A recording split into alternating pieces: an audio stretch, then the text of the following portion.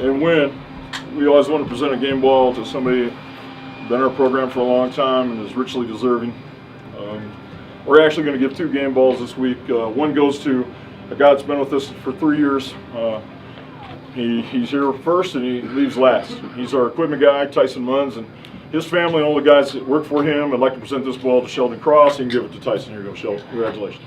And another game ball I'm going to give. We only have one right now. I want to get another one.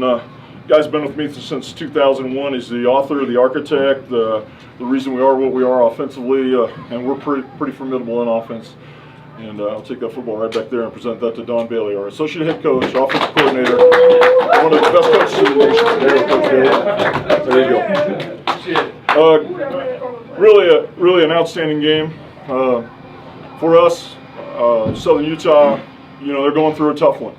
And we know how hard it is to get you guys to play every week. And when you're 1-6 and you come on the road 13, 14, 9 hours on a bus, whatever it is, to get here and play as well as they did early against us is a tribute to Ed Lamb and their coaching staff. And I'm proud of Coach Lamb. He's an outstanding professional person, but he's also a real dear personal friend. And I wish nothing but the best for him and the rest of his staff for the rest of the year.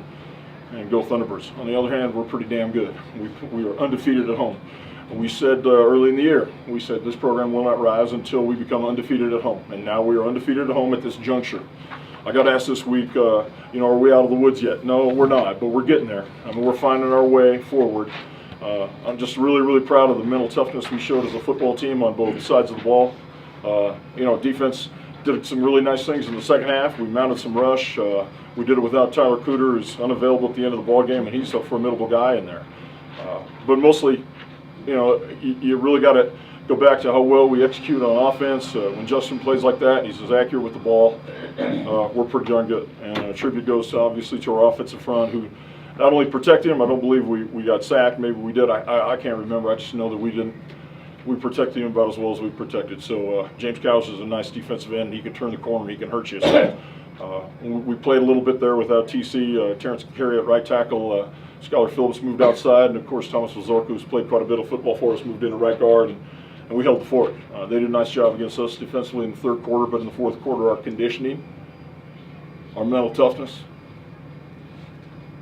our absolute passion for finishing the thing off became evident. So here we are. Questions? Go ahead.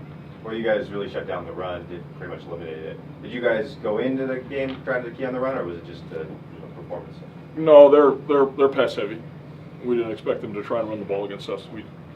We thought they'd throw the ball, and they ripped the guts out of our defense, tore us over the top in the first half. In the second half, we limited the long play.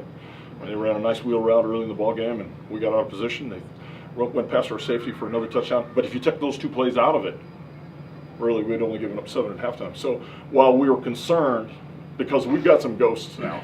We've got some ghosts that are worse than anything Ghostbusters ever thought about putting away on defense. Everybody in this room knows exactly what I'm talking about. I authored them. So I'm just real proud of our defensive staff. They came back and they fought. They stayed the course. They fought their guts out in the second half, and when offensively we got stymied a little bit, they were there to stand tall. That's why football is such a great team game. Because the other element that we're not really going to talk about, because it isn't really shiny in terms of return yards or anything like that, but what an outstanding job by our kicking crew the whole day. Our kickoff coverage is outstanding. Our punt coverage is outstanding. CJ played great. The punt played okay. He missed a couple, but other than that, Burtonshaw played great snapping the ball. We're a good football team and we play well at home. It's 35-28 midway through the third quarter. Where did things turn? I just think defensively we kept slamming the door on them.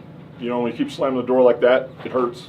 You get their fingers caught in the door, they get their fingers pinched, they get their toes pinched. Pretty soon you got your head in the vise, and that's what happened. We just choked them out. And what facilitated that?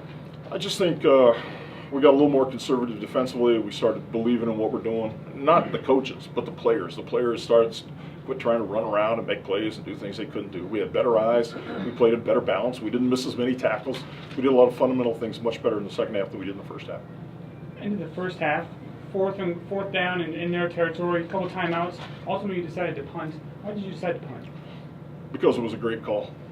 I don't know. Geez, we were reeling on defense. Last thing I want to do is go for a 4th down and not make it, or a field goal, long field goal like that, and give it back to them. Defensively, we were not quite settled down, although we were deeply in the process. It was about the last 8 minutes of the second quarter. We were really into the process of how we were going to play in the second half, and I was really, really proud of our defensive staff because we were on the phones and we were working it.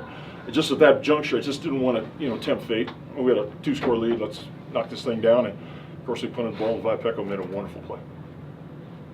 Terrence Carey was hurt early, went back in, then you took him back out. Was he still showing ill effects from the injury? No, we just don't ever talk about that stuff. So.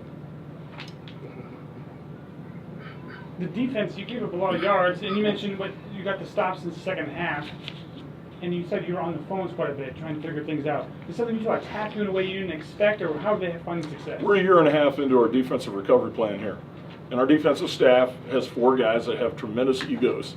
They love to talk and converse, and they like to think that they have the answers to all of them, and it's great. It's a great interplay of young coaches who are learning how to coach the sport. But in the end, we had to settle down as a coaching staff and play what we wanted to play, and we developed a great plan that we carried into the second half, and that's maturity speaking, and I'm really, really proud of those guys. You guys are 4-3, 2-1 in the Big Sky Conference. Big look. How do you look at the team looking forward? We haven't won a road game since Eisenhower was president.